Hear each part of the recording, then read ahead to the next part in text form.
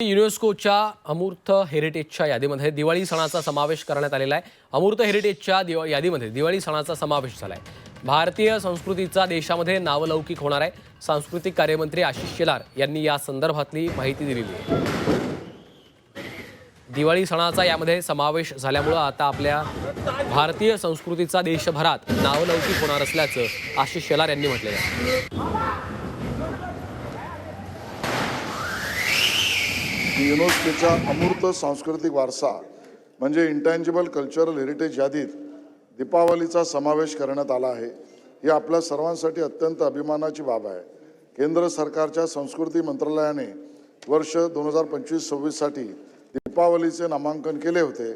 अंधारातून प्रकाशाकडे, निराशेकडून आशेकडे, संघर्षातून यशाकडे नेणारा हा सण आपल्या जीवनातील सकारात्मकतेचे प्रतीक आहे। दीपावली हा महाराष्ट्राच्या कृषी संस्कृतीशी आणि मराठी परंपरेशी अतूट नाते असलेला उत्सव आहे।